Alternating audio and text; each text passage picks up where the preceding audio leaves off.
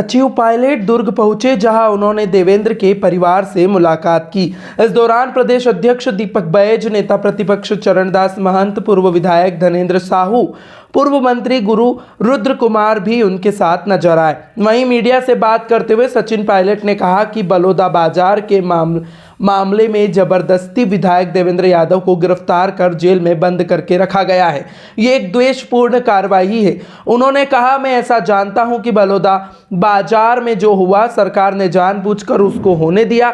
छत्तीसगढ़ की बीजेपी सरकार हर मोर्चे पर फेल साबित हुई है। उन्होंने कहा कि बलौदा बाजार की घटना भाजपा सरकार की इंटेलिजेंस फेलियर का नतीजा है, लेकिन प्रदेश की भाजपा सरकार मामले को दबाने के लिए कांग्रेसियों को टारगेट कर रही है।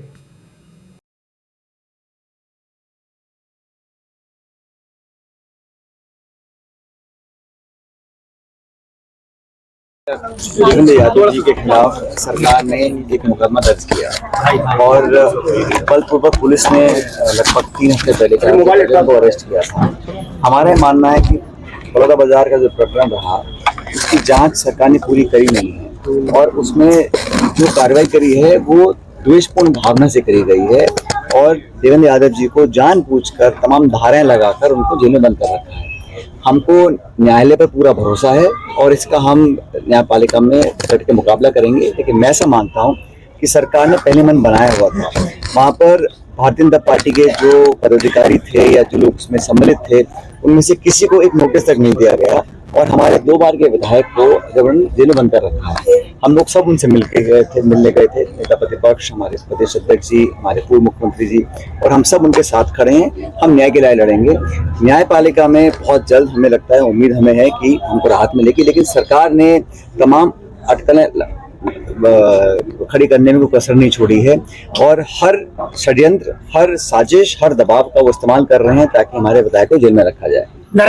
नरेंद्र मोदी कल जम्मू कश्मीर में आम सभा में कहा है कि और दूसरी बात यह है कि वो जो पूरा हिंसा हुई वो सरेआम सरकार की लापरवाही थी, इंटेलिजेंस फेलियर था। कलेक्टर एसपी मौके पर छोड़ के चले जाएं तो लॉ एंड ऑर्डर बिल्कुल चरमरा गया है। वहां पर सरकार ने जानबूझ के उत्पाद होने दिया, मैं ऐसा मानता हूं, और अपनी गलती छुपाने के लिए वो विपक्ष को हमेशा टारगेट कर रहे हैं।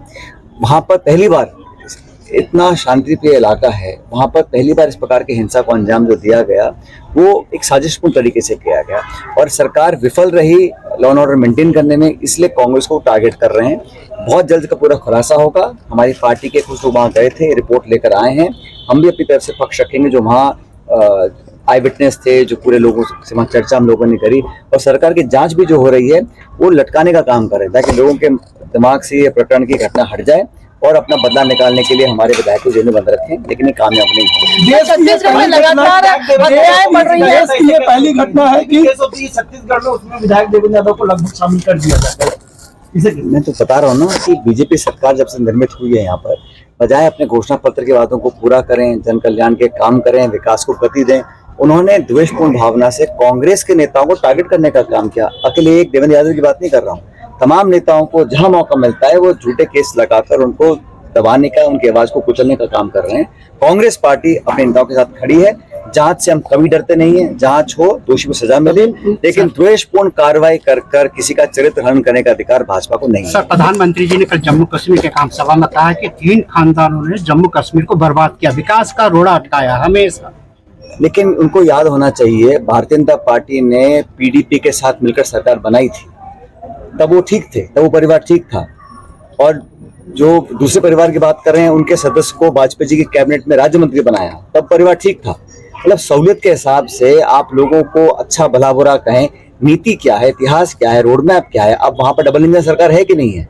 वहां के जो एलजी साहब हैं वो केंद्र से नियुक्त हुए हैं, डबल इंजन सरकार है। और लगातार कल वहां आतंकी घटना नॉर्थ कश्मीर के अंदर, सोपुर में है, अनंतनाग में, हर जगह वहां हमारे जवान शहीद हो रहे हैं। और भाजपा का क्लेम था कि वो कश्मीर बिल्कुल सब नॉर्मल हो गया। अगर नॉर्मल हो गया तो फिर ये घटनाएं क्यों घट रही हैं? और अगर बीजेपी को लगता था कि वहां पर सब कुछ नॉर्मल था तो सुप्रीम कोर्ट को इंटरवीन करना पड़ा। और याद रखें आप लोग, अगर वहां पे आज चुनाव हो रहे हैं तो सुप्रीम कोर्ट के आदेश से हो रहे हैं। भारतीय जनता पार्टी नहीं चाहती थी चुनाव वहां पर हो। और अभी जो प्रचार हो रहा है वो सिर्फ 24 के जो 4 जून को परिणाम आए थे, उसके बाद बीजेपी बैकफुट पर है। राहुल गांधी जी इस देश का एजेंडा तय कर रहे हैं और बीजेपी को लगातार अपने हाथ खींचने पड़ रहे हैं। हरियाणा और जम्मू कश्मीर में प्रचंड बहुमत से कांग्रेस और इंडिया अलायंस की सरकार बनने जा रही है। अभी कांग्रेस क्या पद यात्रा निकालने वाली है, उसकी क्या तैयारी है? हम